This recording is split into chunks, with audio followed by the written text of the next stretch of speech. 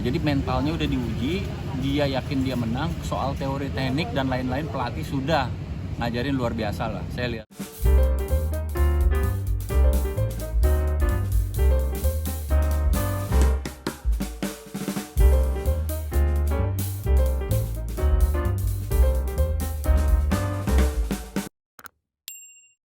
Bang, nama abang siapa sih?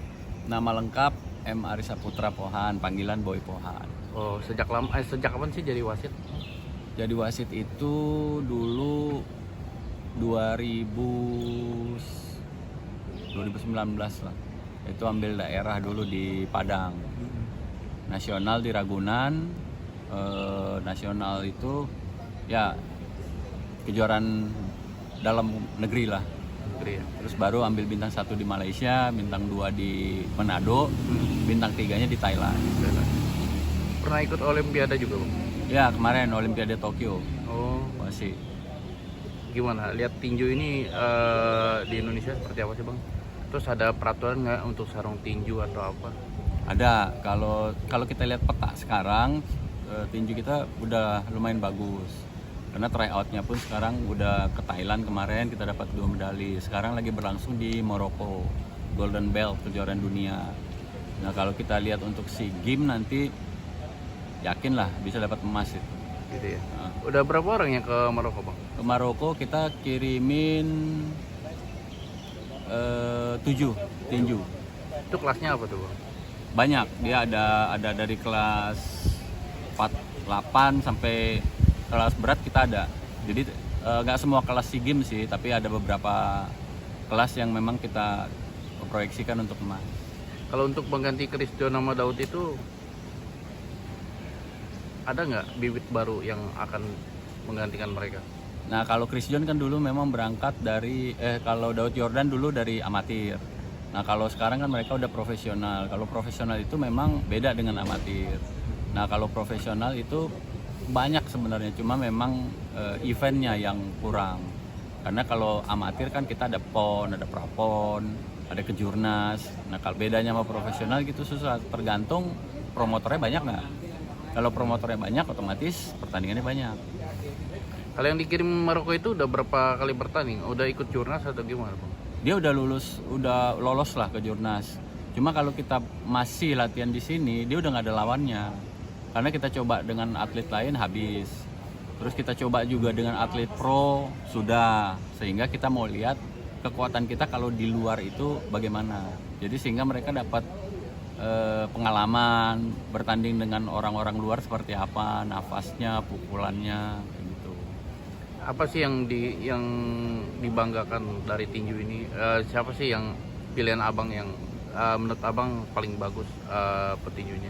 Siapa sih, dari mana gitu?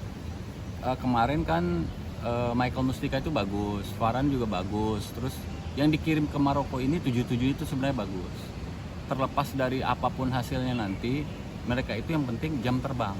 Karena jam terbang ini sangat luar biasa pengaruhnya. Kalau kita bilang pelatih kita bagus, sudah bagus. Apalagi tambah lagi kita punya pelatih asing sekarang dari Kuba. Sehingga sinergi lah mereka untuk itu. Tinggal sekarang bagaimana kita mengasah mereka untuk pertandingan-pertandingan open turnamen yang sifatnya internasional. Sebelum ke Maroko itu latihan berapa lama sih, Bang? Kita pemusatan pelatnas dari Desember tahun kemarin. Dari tahun kemarin kita udah pemusatan pelatnas di Ciseeng, udah mulai tanding di sini. Kita udah coba juga ke Thailand kemarin itu. Nah, ini di Maroko.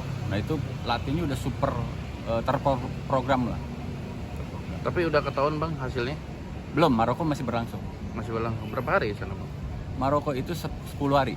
10 hari ya. Kapan berangkatnya sih? Berangkatnya kemarin itu tanggal, sebentar saya lihat. Itu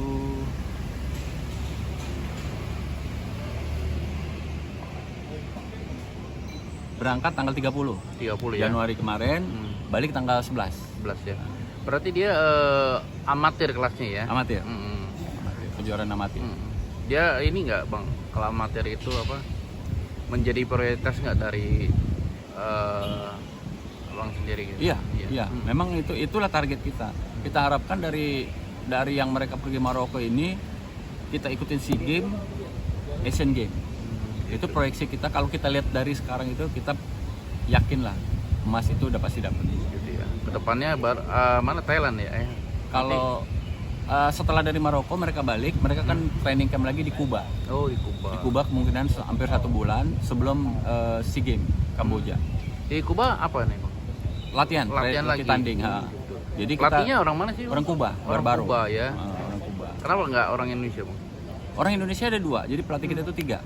Siapa aja sih, Bang? Indonesia Bisa 2. tahu nggak namanya? Yang satu Pak Darman, yang satu Puspa untuk pelatih putri. Gitu. Yang pelatih asingnya Barbaro.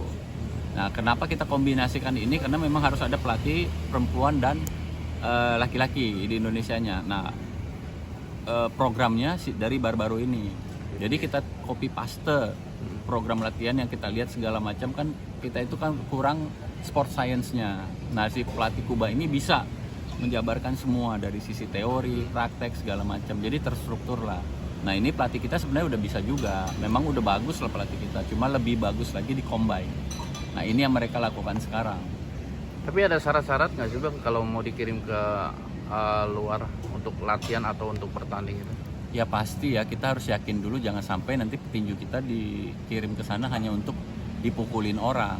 Kan itu kasihan. Jadi kita juga bisa mengukur speednya masuk nggak, nafasnya bisa nggak main 3 menit 3 ronde dengan fight, bukan bertahan ya, fight itu nyerang, mukul nyerang, nggak defense lagi.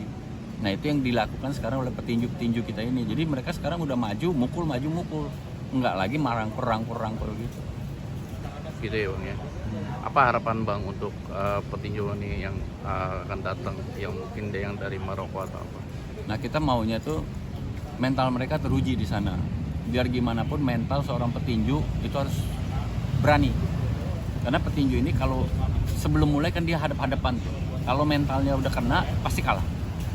Nah, jadi mentalnya udah diuji, dia yakin dia menang. Soal teori teknik dan lain-lain pelatih sudah ngajarin luar biasa lah. Saya lihat sendiri memang bagus. Pelatih kita tuh udah bagus. Tinggal mentalnya gimana, motivasinya untuk menang. Itu yang perlu digali terus dari petinju kita. Abang ini sebagai wasit kan? Wasit.